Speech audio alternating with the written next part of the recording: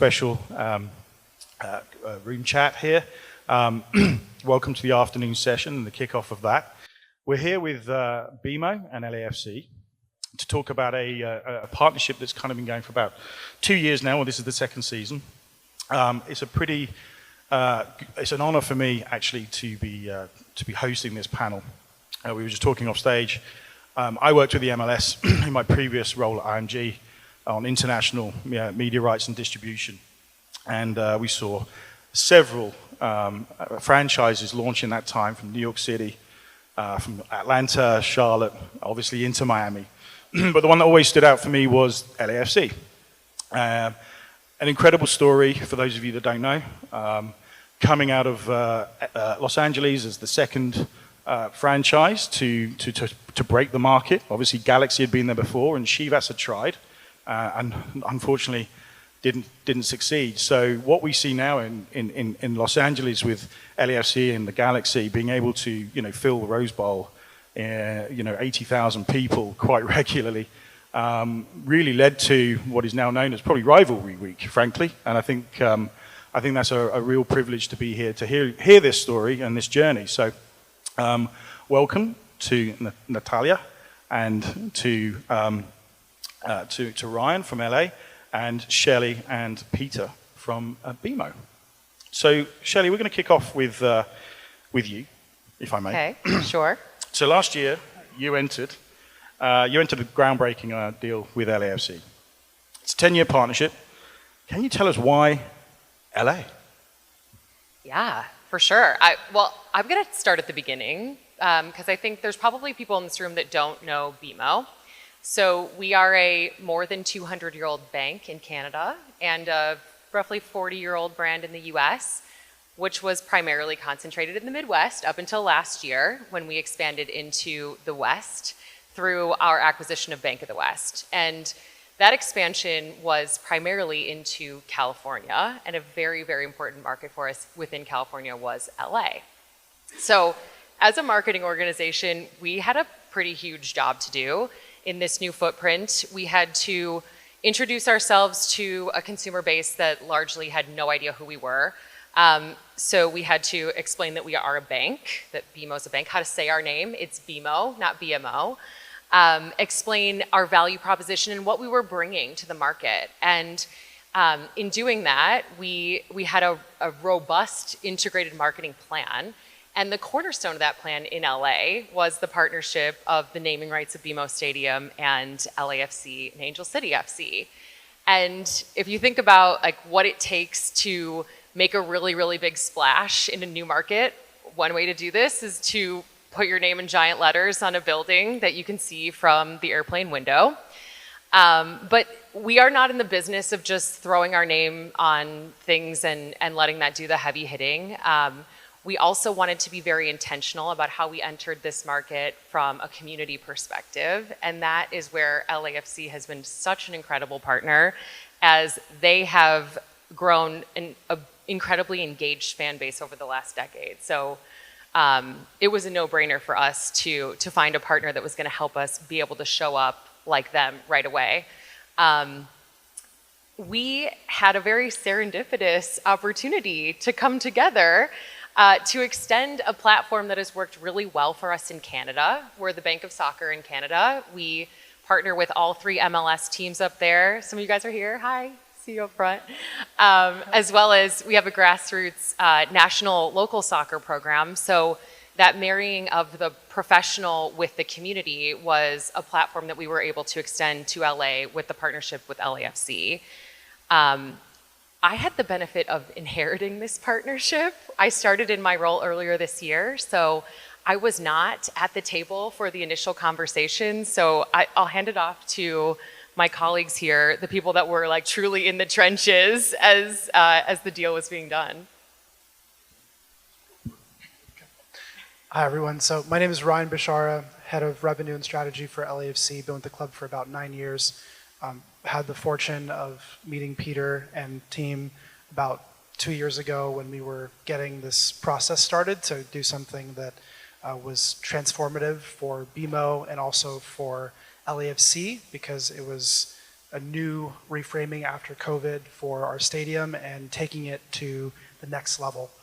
And it's a 22,000 seat stadium in the heart of LA, right adjacent to the USC Coliseum, right off the 110 freeway for those that have been there. So really great location and a stadium that has about 70 events publicly ticketed per year, and also the home of Angel City Football Club that started in NWSL very recently. So with all of that, that was the opportunity in front of us to find the right partner. And I think from the very first, I still remember the very first meeting that we had, and when Peter and team came to join us, the difference in what we felt in that first meeting was really why it was a no-brainer, specifically because, frankly, BMO has done it before many times. They know how to manage and leverage stadium naming rights specifically to a level beyond, I'd say, others in football in the US, North America, et cetera.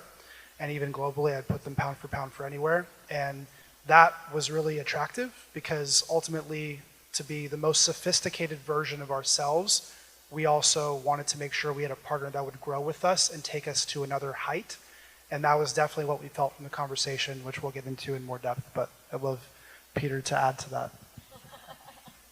No-brainers really kind for a brand entering a market for the first time who I think when we first started talking, we didn't even have regulatory approval on a deal. And in an industry like ours, not having regulatory approval on the deal means you don't have a deal yet.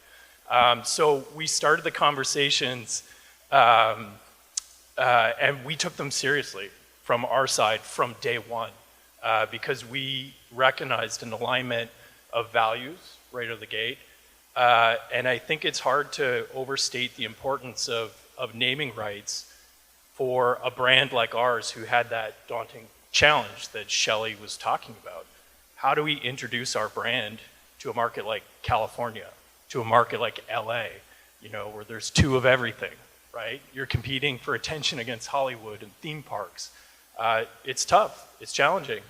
And the brief was pretty clear from leadership. They didn't just want to enter the market, they wanted to win. And we needed to find a partnership and the assets that would help us do that. And we did. And so I remember those early meetings at the stadium, the first walk around. We tried to bring our A game. We did that. We tried, and I'm glad to hear that it sounds like we did. Yeah, I think I would just add that, from the early beginning, LAFC approached building our club, street by street, block by block, one by one. We really set out to be the force for good and bring joy to our community. And BMO has similar shared values of boldly growing the good in business and in life. So as you can see, it's two organizations coming together in this wonderful partnership of just have the shared vision of growing the sport and growing the beautiful game. That's awesome, thank you. I think one of the things that, in meeting you guys over the last few weeks and days, just a reminder that LAFC is still a very young team. You've been around, 7 seasons now? 7th season? You've already won a championship, which is, as Ryan will show you, sadly I don't have an Arsenal one for reflection. But look, going back to your building blocks, starting from the ground up, you have your own stadium, you have your own real estate. And I think this is going really to you, Peter. You talked about naming rights. Why was the stadium so important in this deal, aside from obviously the front of shirt? Yeah, it's like I just said a moment ago, hard to overstate how important the fact that naming rights were actually on the table. It's exciting to be a marketer and to, be in the middle of an acquisition and to be challenged by your leaders to be bold. We got that challenge. It was daunting, as I said, and it really shaped the work to go look at the market and surface the opportunities that were there. Ryan, keep me honest on this, but I think when we started talking, your naming rights were the only sports naming rights that were non-contracted for the next decade or so. That's right. Right? So naming rights are super powerful, which we'll get into in a second, but they're incredibly scarce. They're hard to get. You can't just go buy them when you want them or when you need them. So like I said, the fact that the naming rights were available and we were looking at an asset that really aligned to a playbook that Shelley mentioned that we know really well, when we started talking, we really approached this as carefully, thoughtfully as possible because the marketing challenge we had was significant and the timeline to deliver was intimidating, to say the least. So why naming rights? You know, why does it matter? And I don't want to minimize our partnership to just the naming rights. We're going to unpack all the other stuff too. But we were faced with a situation where we needed awareness in spades, right? And so naming rights, it sounds obvious, are the best asset to be able to do that. But sports teams, especially post-COVID, have been kind of rolling with new initiatives and rolling out new assets that are awareness driving, right? Hockey and basketball, we're seeing jersey patches. We've had it in soccer for much longer. We're seeing helmet decals. We're seeing erase and replace LEDs and DEDs, et cetera, et cetera. Our research shows us, though, that when you have naming rights, you have a potential to reach up to 70% of a local market. Not 70% of fans, 70% of a local market. And although it's early days in the NBA, I think some research is out there showing that barely 50% of the fan base is able to name the brand that is on those very expensive jersey patches in the NBA. So for us, when the naming rights were available, we really buckled down and put forward sort of a bold plan to try and land this deal because we thought it was going to be able to do something that we wouldn't be able to do just with another sponsorship, just with another mix of assets. And so for us, that's 16 unobstructed views from, Shelley said it, from the sky, from the airplane. You also, LA's famous for its traffic, so when you're sitting in your car, you have plenty of opportunities for prolonged exposure to the BMO brand when you're... Well, it's the El Trafico, right? That's the whole point. Yeah, exactly. And you know, the naming rights came with premium out-of-home and digital.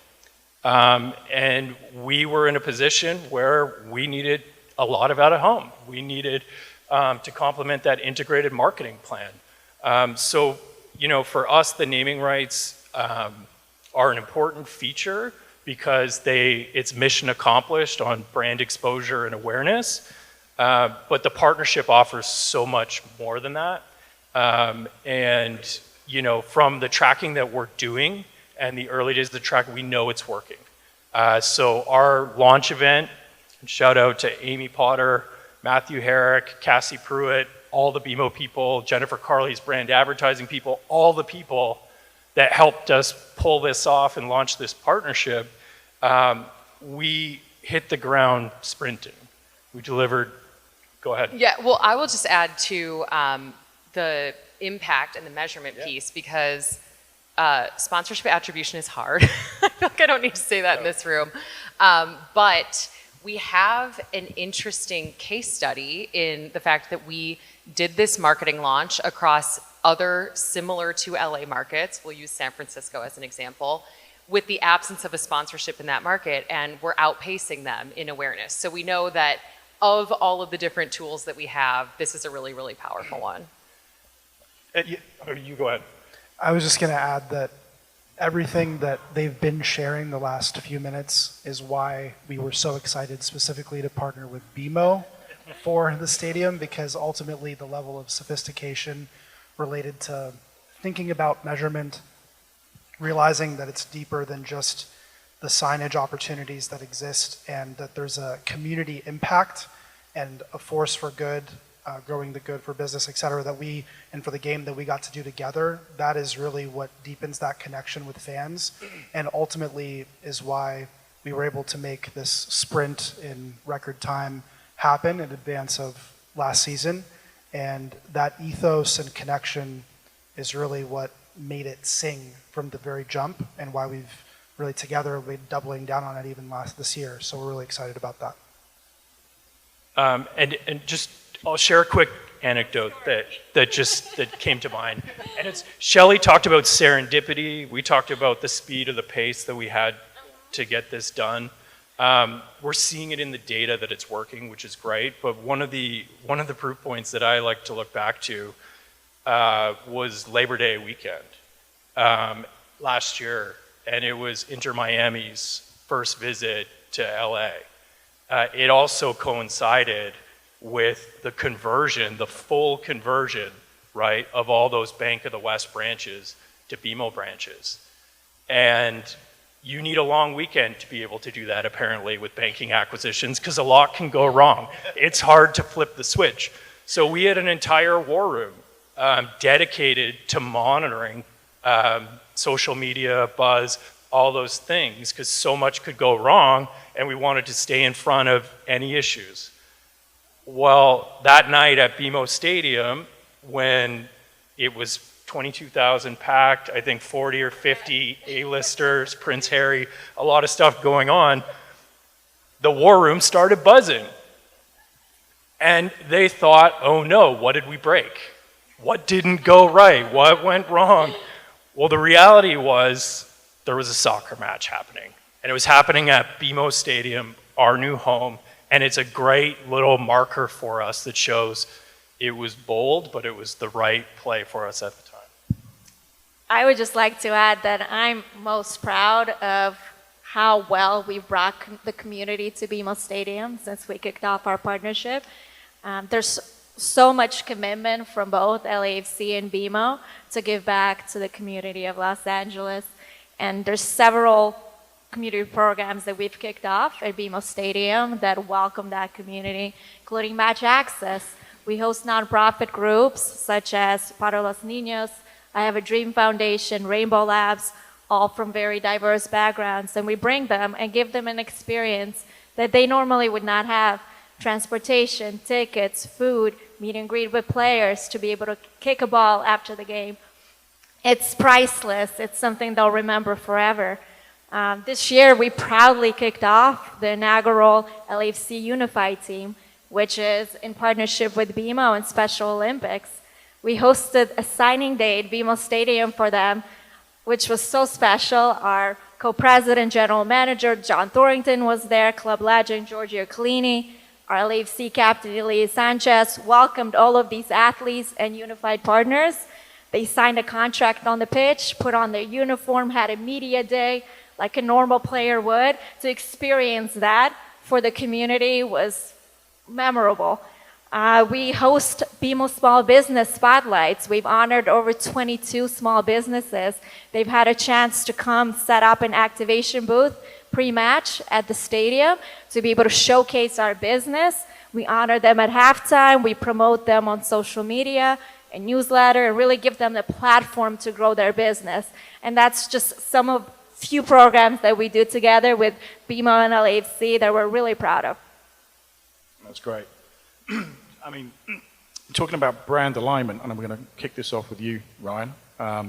Clearly, you and Peter have aligned in the jerseys and the shirts you're wearing here on the stage. So I'm very pleased that this partnership is working super well. But how are you approaching the alignment? Because obviously, I would call LAFC a bit of a disruptor in the LA market versus kind of the traditional sort of franchises that we've seen before.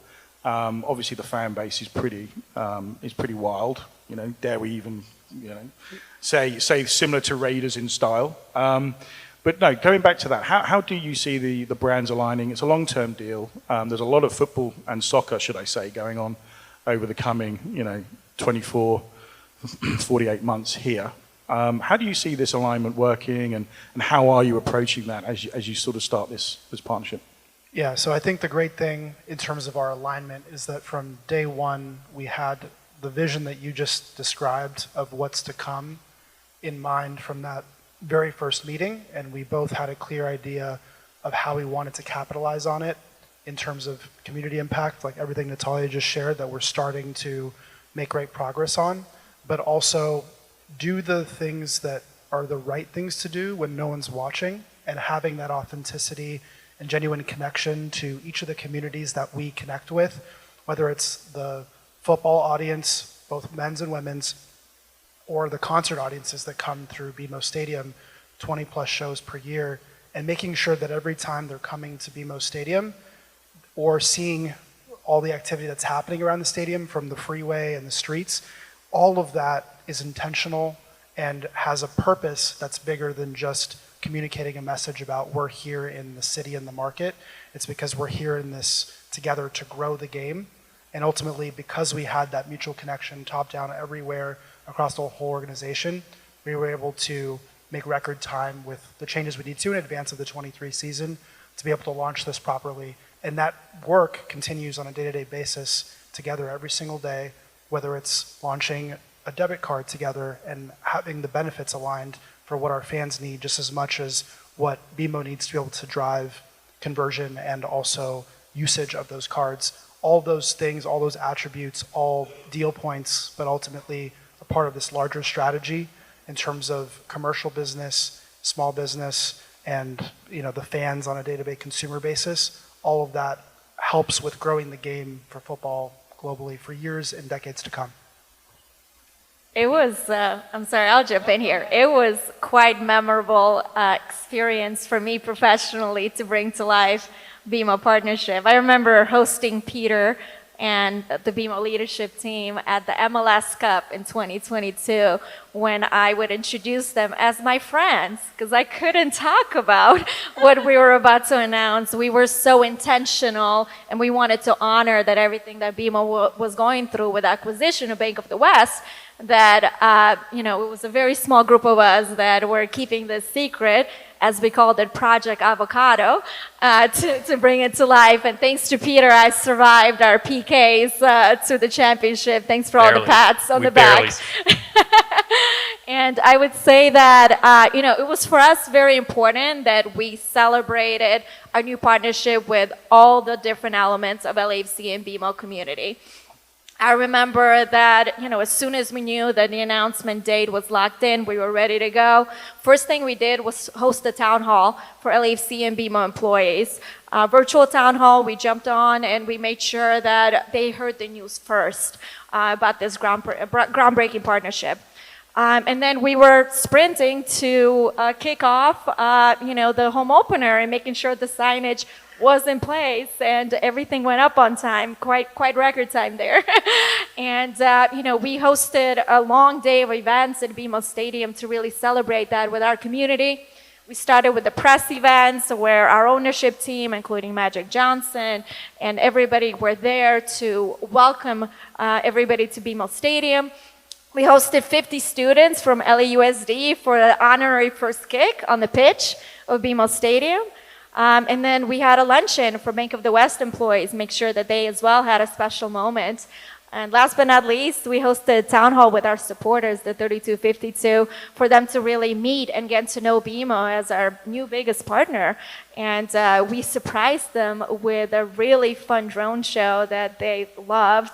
It was beautiful, lit up the sky of Los Angeles, and to really kicked off and celebrated our partnership. It was a great day.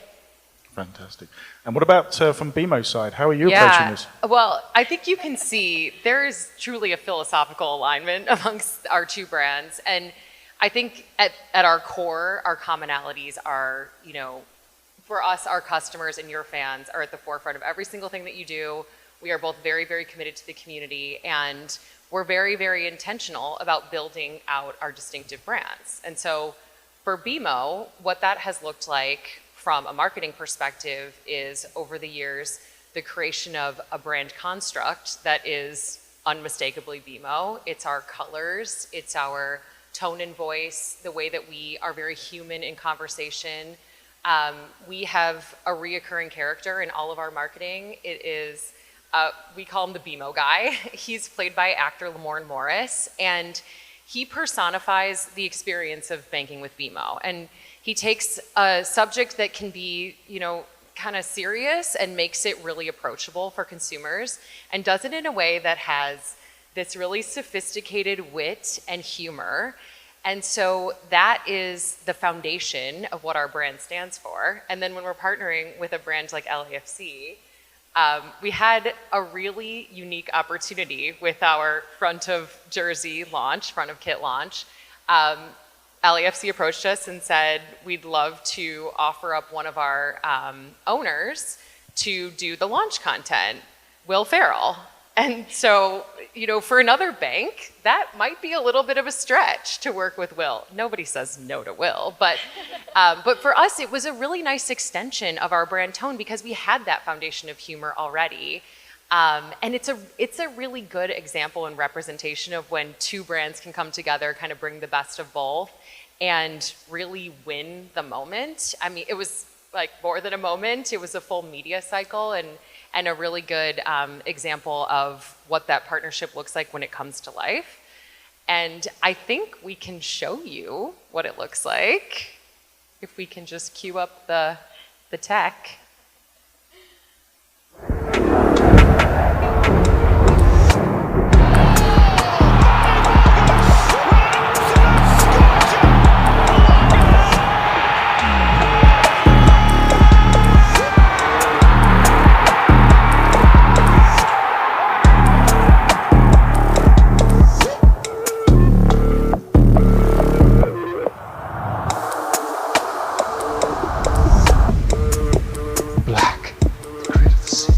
Golden, like my favorite graham-based cereal.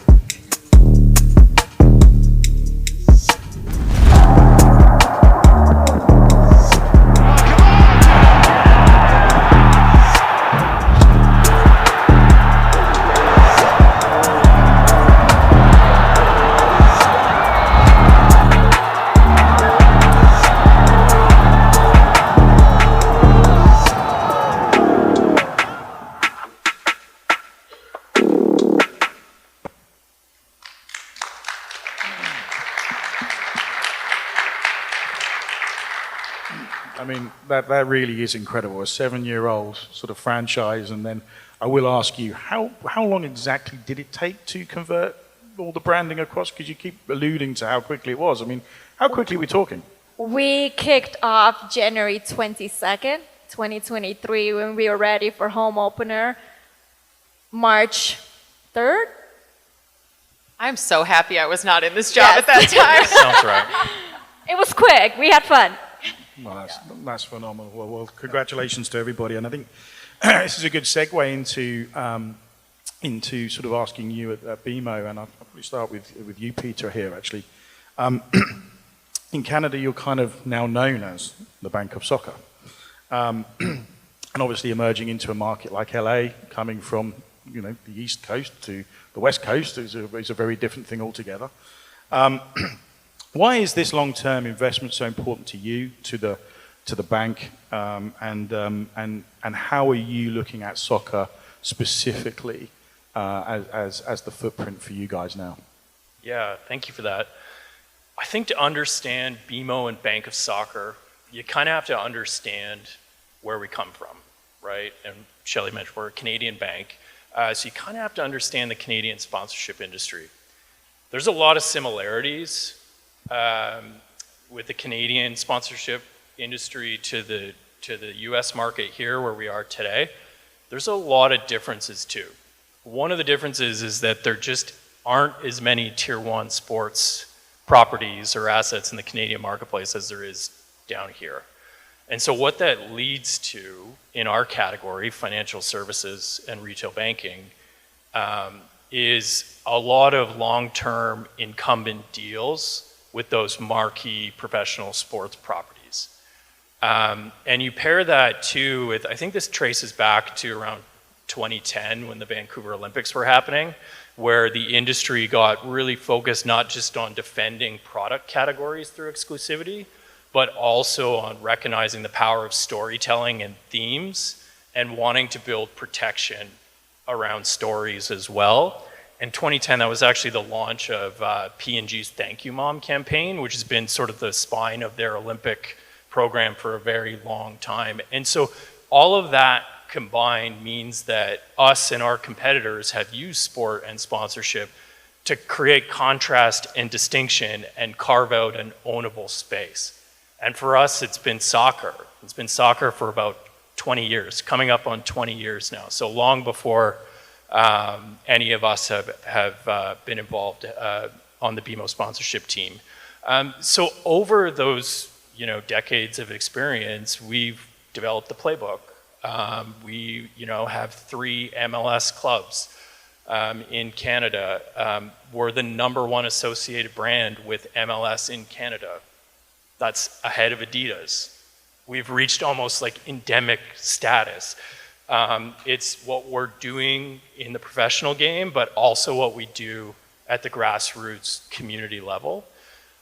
So that's Bank of Soccer. And a couple of years ago, we've been Bank of Soccer so long, we've questioned ourselves, how much longer do we want to be the Bank of Soccer? Should we still be doing this? Is this, how much soccer's enough soccer? What's too much? We asked those questions around summer of 21 because the soccer market was changing. The World Cup was coming. The market ecosystem, we could watch it change. It was a comfortable space that we've been in for a long time.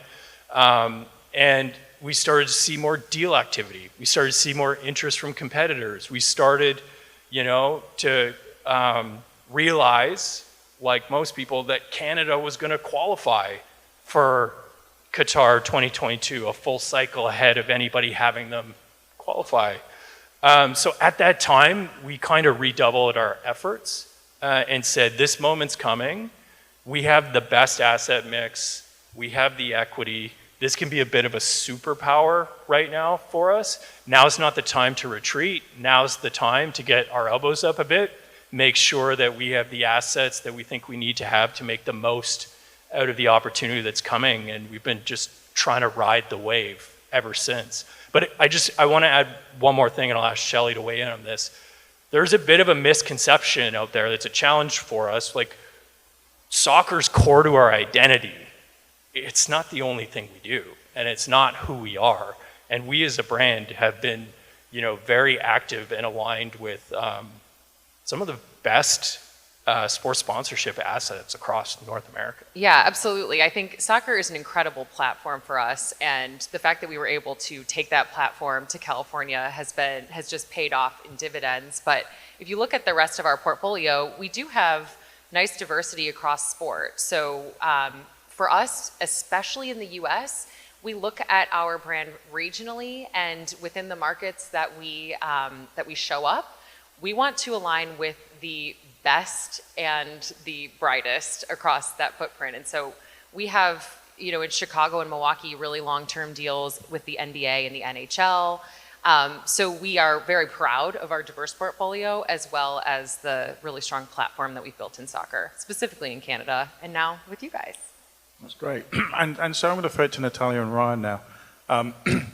Obviously, from the club's perspective, from the franchise perspective, how do you see the role of the club and how you guys are operating in support of the mission that BMO's on? Obviously, there's a lot less French speakers in California than perhaps in Quebec, but Not on our team. but obviously there's a significant Hispanic diaspora there as well. That's obviously something I haven't asked you whether you deal with that or not. But I'd love to hear from you first, Natalya. Just how are you supporting BMO now as you look forward to the next sort of 8-9 years of this agreement and hopefully longer? Absolutely. I would say that what's been wonderful about BMO is they show up very intentionally within the fan base and really prioritize fan engagement. You may have heard of 3252, our supporter union. They've transformed our match day experiences, a big part of the fabric of our club. And as I alluded to at the beginning, like BMO understood the not just the opportunity, but the importance of showing up and sitting down and building that relationship with our supporters. And that included not just that initial town hall and meeting that we have, it's our continued investment to have that relationship and listen to them, have them ask questions and provide feedback. when we unveiled our jersey, we hosted an event for them to see it first. As we're preparing to launch our debit card, same strategy and approach. I think it's important for us to continue that fan connection, and to have those conversations are crucial. Yeah, I would totally agree. And I think we're able to lean on you guys as partners and feet on the ground, and really you have the best understanding of your fans, better than we ever will, as close as we get in this partnership. As well as, we have local leaders and employees in LA as well that we can tap into to ensure that what we're doing is the most relevant for this community while we're operating out of Chicago, Toronto, Montreal.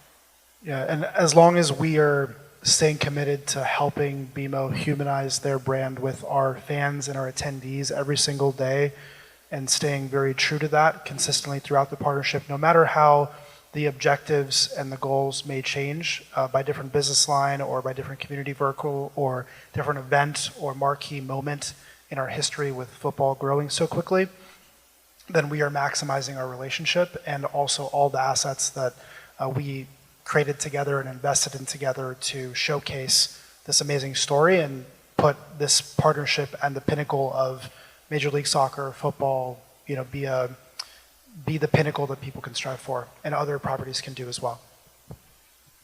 And yeah, just to build on that and connect to some content we heard this morning. I heard a really interesting line this morning, like, football is nothing without fans.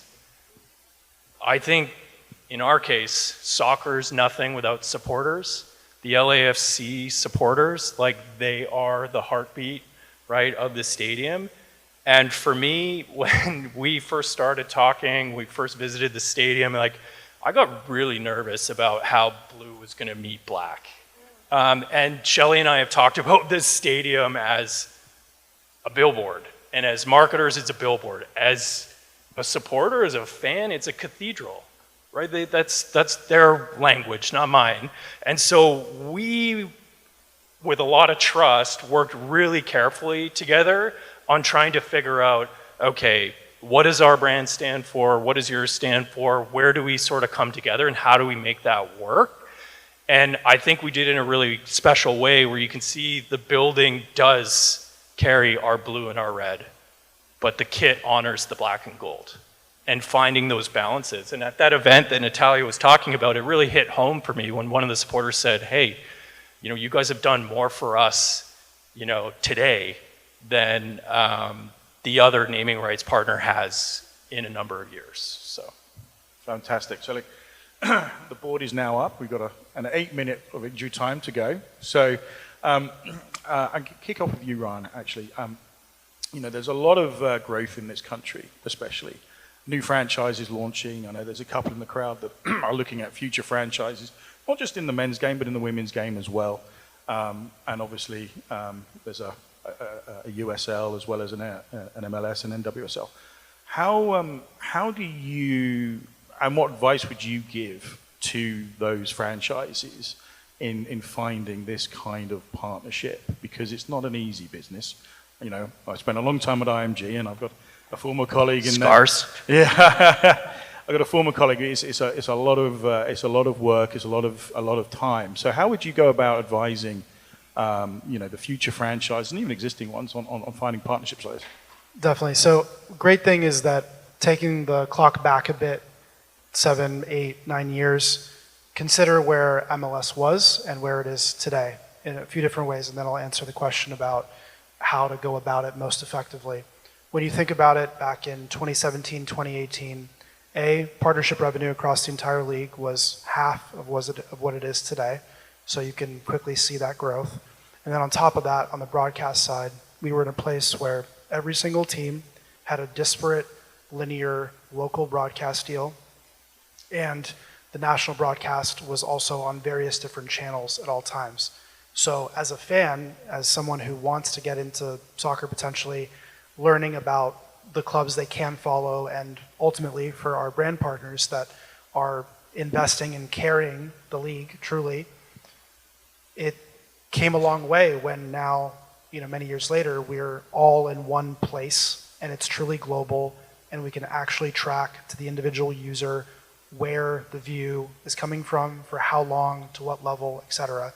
So versus before, it was all disparate and very difficult to track real value. So to have that reach and then continued growth also double since that time, it shows where the league is going, where the sport is going, and how the mutual investment that we're making together with our intellectual capital, our assets, and our brand partners' passion and purpose behind growing the game takes to the next level. And so now for the properties that are ultimately looking for whatever the situation is, even the sport, doesn't matter, the keys to finding the right partner, like BMO, for their individual situations, it's always tied to understanding if I'm at the other side of the table, if I'm working at the brand that I'm potentially interested in having be my partner, why would I do this deal?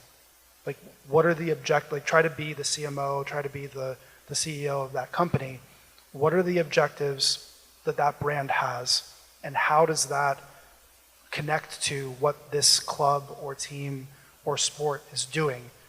We just heard about why it made perfect sense for BMO and how that elevated the entire experience for BMO Stadium and for the growth of the game for future for us. The key is finding that same brand, and that's not easy because they don't grow on trees, but also you have to really think very critically about those objectives and do a lot of research in advance to find the right brand and partner. And that means being forensic with objectives, really understanding the brand voice that you're potentially looking to talk to, and understanding where they're trying to expand, like what markets, what products, what services. Is it something that our fans can actually use? Is it even relevant to them? Is it going to resonate with them? All of the positive sentiment that we've garnered from this BMO partnership, as Peter just mentioned and highlighted from the supporters, our first launch day, that's because there was that intentionality we spoke of earlier, but also it provided us the ability to connect in a human way. And if you can have that human element when you're researching those brands as a property, it makes it the why be very clear and make it a no-brainer ultimately for the brands to potentially say yes to elevate both organizations. Yeah, I would say partner with partners that have shared values, with partners that have collaborative spirit, and with partners that are committed to growth and success. Fantastic. Same question to BMO, Yeah. but with a slight difference. Where, what can you advise other brands and where the pitfalls are and all those kind of little things would be great to hear from your side. Oh gosh, the pitfalls. Well, I think I completely agree with the collaborative and philosophical spirit and finding that alignment. I think the table stakes is looking at your objectives with the partnership and ensuring that those are covered. So for us, it was, we have a key market that we need to address. We want really highly visible assets. And then a nuance for us too is to be able to create experiences to host our clients that can't otherwise be bought. So as a bank, that's another really critical piece of us being able to drive business. But then, at BMO, and I would advise other brands to take the same approach, our relationships, whether it's with our sponsorship partners or our agencies or vendors, are not transactional at all. We are very intentional about managing those relationships. We talked a little bit about having the buy-in of the leadership team going into this partnership, and that's huge because that will get you the enthusiasm to get the check signed. And then that's actually like the easiest part. Then you have to build the relationship together. And I think we've talked ad nauseum today about what that takes and being able to show up together and have that level of partnership. But it's not all rainbows. And like, we have such a great relationship because we can have the tough conversations. We can bring this group to the table and say, hey, this is not working. This needs to be addressed immediately. Fix it, Natalya. And Natalya says, okay, yes, it's a solution-oriented mindset. And it's not to say that like we get it right on the first try every time and we work through it together, and there can be bumps in the road, and then we ultimately come back together as friends in the end. So I think that's my biggest advice to brands is like, it's really on you to ensure that your brand is successful, and you have to take ownership of that, because if you just sign the check, then you will get basically the minimum of what the partnership can offer. Well, fantastic. And I think we are now at the stage where we can wrap this particular session up. And I just want to wish all of you the very best at the weekend. I know that getting through to the semi-final, conference semi-final, is a big deal. Thank you. And so, yeah, I think I'd like to thank you all for sharing with everybody your experiences, and thank you very much for having me host you. So, thank you. Thank you so much. Thank you.